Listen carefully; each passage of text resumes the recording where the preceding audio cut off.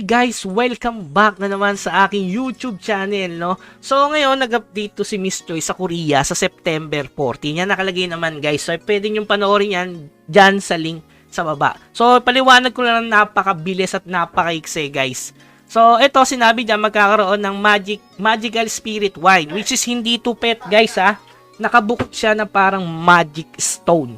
Okay, paano siya makukuha? Kailangan nyo lang ng isang epic spirit, kaya magtabi na kayo, at saka dragon spear para maka-obtain kayo ng isang magical wine na tinatawag ni Miss Choi. Okay, ayan. Makakuha na kayo, pag inopen nyo yan, makakuha na kayo yung panlagay.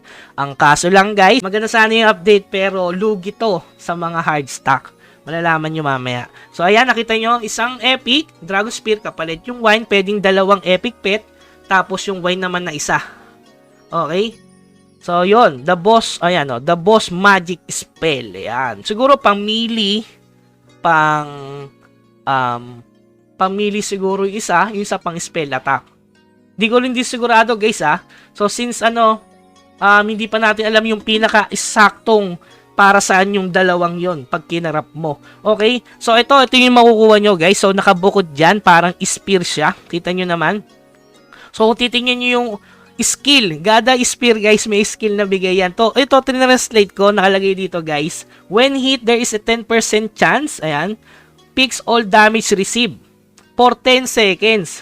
Cool time, 180 seconds. So, kapag nag-reach to ng level 3, level 6, level 9, magkakaroon pa siya ng additional random stats. So, siguro yun yung sa enchant siguro, or kapag in-upgrade guys, yung, ayan, pag in-upgrade siya, makakuha ng random na stats tapos pwede nyo pa siyang i-enchant. Sobrang lugi kapag marami kang tabi na epic spirit. So, pantuki per day Israel to.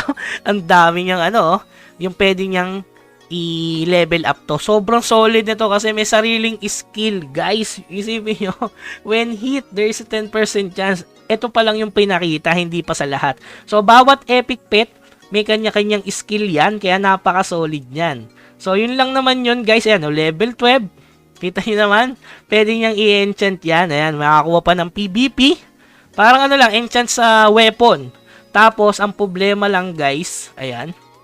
Isang pinaka-problema lang dito. Ito, napaka-solid ng stats niya, no? So, i-translate natin yan, guys. So, increase the enemy skill magic consumption by 20% for 12 seconds. Reduces skill stamina recovery, increase ability by 40% and skill damage reduction, ability by 10% additionally.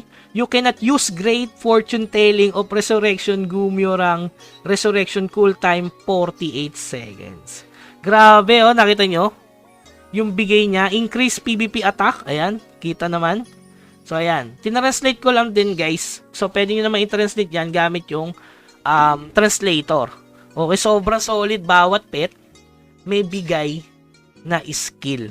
So, ang problema lang guys, ito yung nakakalungkot na katotohanan na ma-apply nyo lang yan if can be equipped starting from character level 128, 138, 158, ayan 148, 158, and 168 para ma-open nyo yung 5.